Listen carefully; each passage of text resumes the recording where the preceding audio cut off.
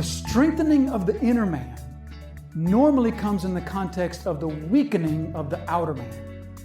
What strengthens the outer man normally weakens the inner man.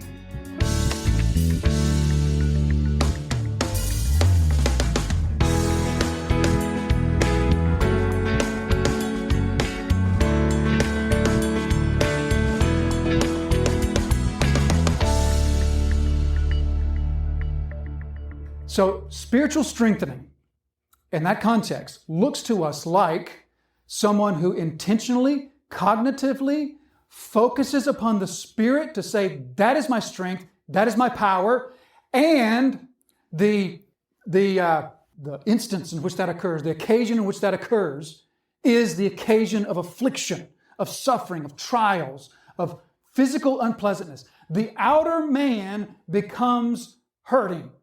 The outer man suffers. The outer man is in difficulty, and it causes the inner man to look to the Spirit for his help. Okay? So that's what we see in 2 Corinthians. Now let's look at the next one, which comes also in the letter to the second letter to the Corinthians, chapter 4, verses 16 through 18. This again will be very familiar to all of us here, but as we read this, let's also ask ourselves the same question. What does it look like in this passage for Paul to be spiritually strengthened? What does it look like when we see Paul's inner man being strengthened?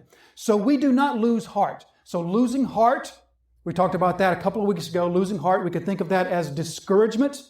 We do not become discouraged. We do not become downhearted. So in other words, Paul's saying we weren't weakened in our inner man, though our outer self is wasting away. Now there's the opposite right there. There's exos anthropon. That's outer man. So our outer man is wasting away, but Paul says this doesn't cause us discouragement. This doesn't cause us downheartedness. Why? Because our inner self, our inner man, is being renewed day by day. For this light momentary affliction is preparing for us an eternal weight of glory beyond all comparison, as we look not to the things that are seen, but to the things that are unseen. For the things that are seen are passing away. The things that are unseen are eternal. Okay? So, spiritual strengthening in that context looks like this. First of all, there is the same purposeful, intentional look to the Spirit in trust. This is my strength. My reliance is upon the Spirit, not upon myself. Secondly, there's the context of, once again, affliction. Paul says specifically there, my outer man is afflicted. My outer man is dying. My outer man is wasting away. We were talking before church this morning about outer man wasting away and how, that's not necessarily the most fun thing in the world. So there's the context of affliction, but then there's a third thing that comes to us here. And that third thing is a purposeful, intentional focus upon the eternal over the temporary. The spiritual over the physical. So three things are happening here. There's this intentional focus upon the Spirit. That is my reliance. That is my strength. That's my source. There is the context which causes us to look to the Spirit for strength. And that context is affliction, suffering, trials, unpleasantness. But also, Paul says that there's this intentional, as we look not to the things that are earthly, physical, passing away, but as we look to the eternal truths. Okay? So that's the third thing. Now, take a look at the next passage, also, once again, from 2 Corinthians, this time chapter 12. Once again, everybody in the room is going to know what Paul is saying here. So verse 7, here's what we're looking for. Once again, just as a reminder, what does it look like for Paul to receive spiritual strengthening in his inner man? So to keep me from becoming conceited because of the surpassing greatness of the revelations. In other words, to bar the way of pride from my heart.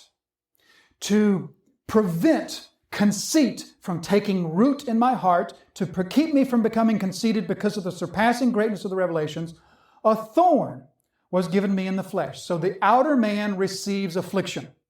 The outer man receives some sort of painful sort of thing. Paul says in the flesh, so I'm going to take that to mean some sort of physical malady, some sort of sickness, or something about his body that hurt.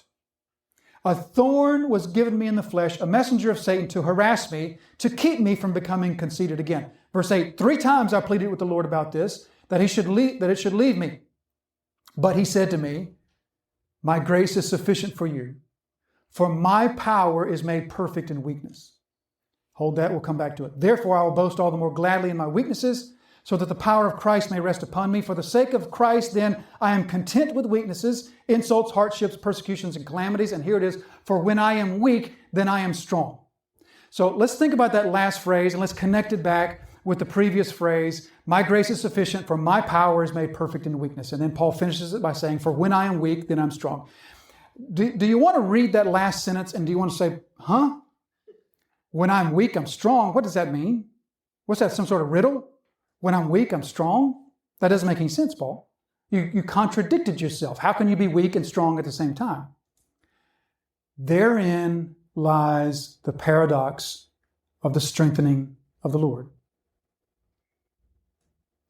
For the strengthening of the Lord is never intended to make something about you self-sufficient, or to use maybe a more pointed word, stronger. Instead, the strengthening of the inner man from the Lord is intended to make you what? Weaker. Isn't that a counterintuitive paradox? That the strengthening of the Lord is intended to actually make us weaker. Because the paradox is that when we are weak, then we're strong. Why are we strong? Because when we are weak, then the Lord's strength rules in our hearts, finds a home in our heart. Put that into the back of your mind, because that will really come into play next week. But when we are weak, that is when the inner man is strongest. So the strengthening of the Lord is not intended to come along and to make you less dependent upon Him.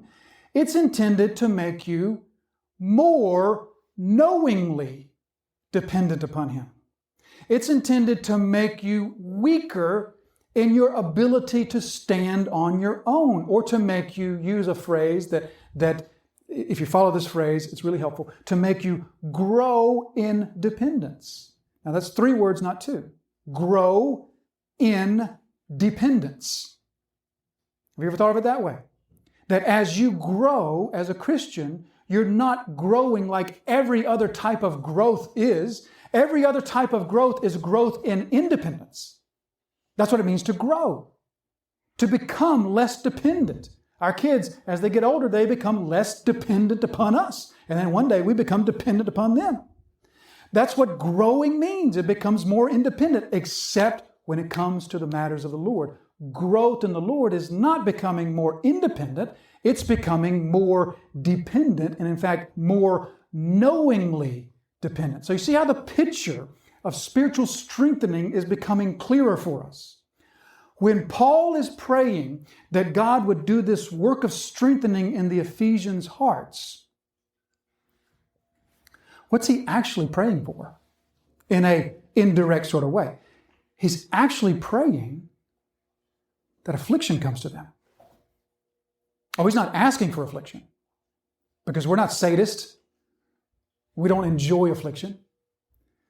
But Paul, of all people, knows, as he prays for strengthening in the inner man of the Ephesians, he knows that the method by which that comes. That strengthening, God can strengthen our inner man in a number of ways. But the picture that Paul shows to us is that at the very least we could say God's central way of strengthening the inner man seems to be by the method of affliction that causes us to despair of our own efforts and to turn from our own efforts, focusing upon the eternal and looking to the Spirit who is the strengthening power. Right back to verse 16. It is the Spirit who is the one who empowers. He is the worker. He is the empowerer. So this strengthening by the inner man is not adding something to the Ephesians or to us. It's not adding something to us that makes us stronger. It's adding something to our life that makes us weaker. You could think of it this way. The strengthening of the inner man normally comes in the context of the weakening of the outer man. What strengthens the outer man, listen carefully to this, normally weakens the inner man. Not always. God blesses the outer man. Everyone in this room, your outer man has been blessed by God tremendously. And not all of that was to your spiritual detriment. So God can and does bless the outer man. However, it seems that the very least that we could say is this. Strengthening of the outer man always comes with at least the potential and the danger of weakening the inner man. Would you agree? Strengthening the outer man always comes with at least the danger of weakening the inner man. So let's think about strengthening the outer man. What sort of things strengthen the outer man? Well, let me throw 3 words out there. Comfort, security, success. Aren't those things that strengthen our outer man? Aren't those things that make this world more like home for us? Aren't those things that make life here, the outer life that we live, just more pleasant? Comfort, security, success. Those 3 things at the very minimum represent a potential danger to the strengthening of your inner man. At the worst, they represent a weakening of the inner man. Because oftentimes we see the 2 of those things work in reverse. As the outer man is strengthened, the inner man is weakened. As the inner man is strengthened, he's strengthened because the outer man is weakened, causing him or her to look to the Spirit for power, causing them to despair of their own facility or their own faculties, their own abilities, and instead looking to the Lord for His power, for His strength. So it's comfort, security, and success. I'm going to use one phrase that I think wraps up all 3 of those, and that's self-reliance. Would you agree that all 3 of those things kind of fit under that self-reliance category? Comfort. Aren't you relying on yourself for comfort there? Or security. Once again, relying on self or success, okay? So we can take all those and I want to put them under that umbrella of self-reliance. And I want to say this.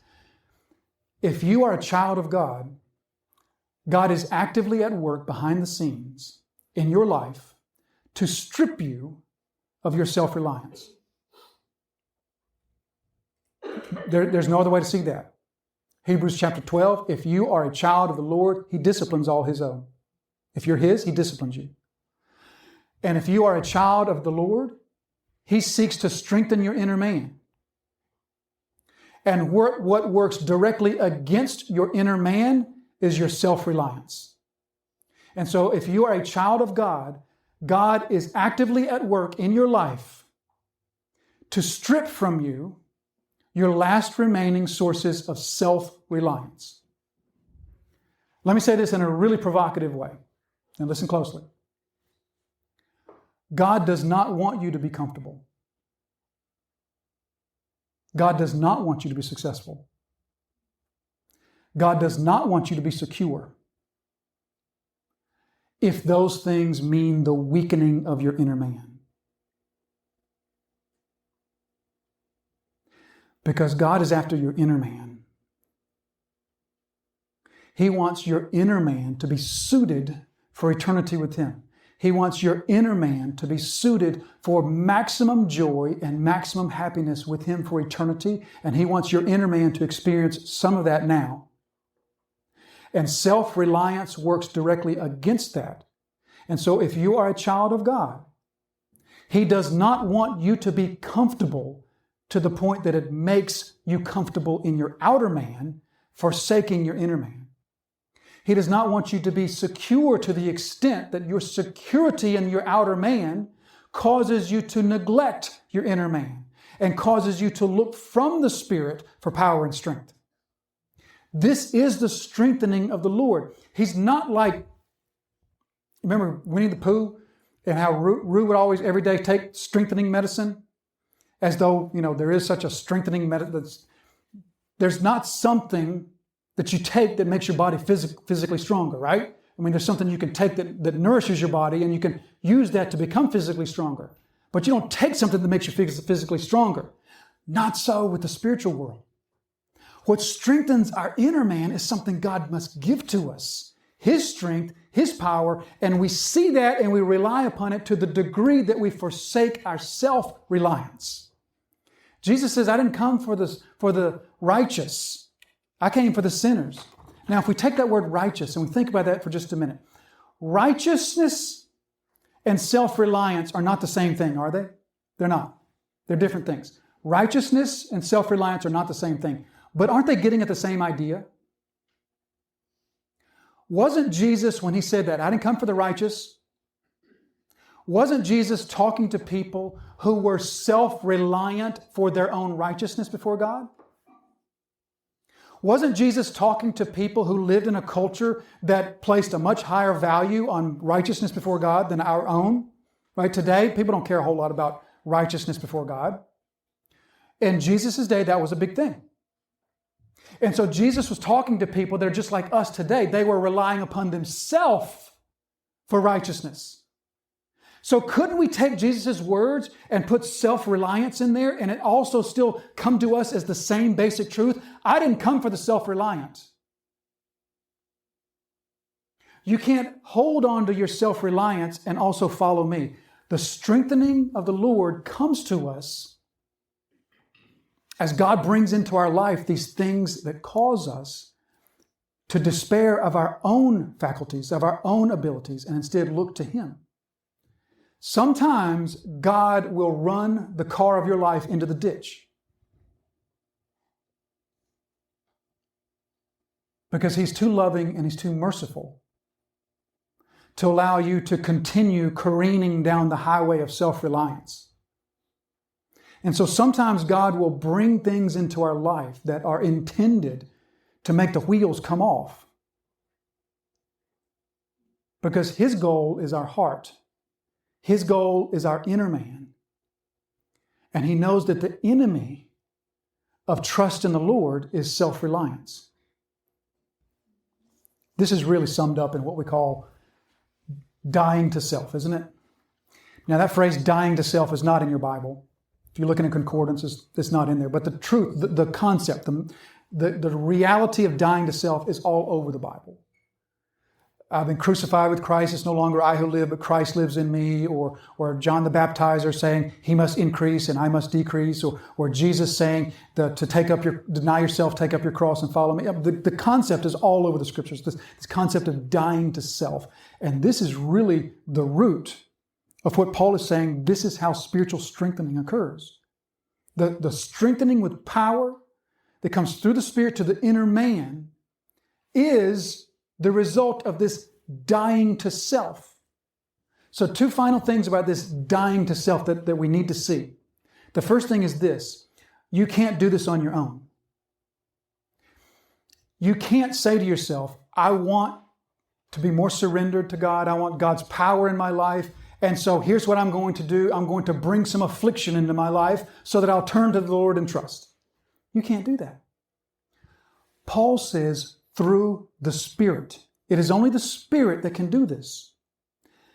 Misunderstanding this, or maybe I should say understanding this halfway, understanding that spiritual strengthening comes to the inner man through affliction, but not understanding that that's God's work and not ours, has led to centuries and centuries of people doing foolish things, like taking whips and whipping their backs and fasting for weeks upon time, and to the point that they've permanently damaged their bodies, and just doing all sorts of self-denial kinds of things, thinking that through that they're going to become closer to God. I mean, it still continues on today with the whole, and if you do this, this is nothing personal, but the whole, Lent, where you're supposed to give up something for Jesus and that's going to make you closer to Jesus, is coming from the same idea.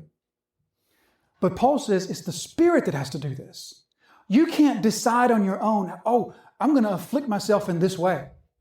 Or you can't go down to the hospital and go into the room of some sick person and inflict yourself with some sort of sickness, thinking that through this, I'm going to be afflicted and I'm going to be strengthened in my... This has to be the work of the Spirit. He does this.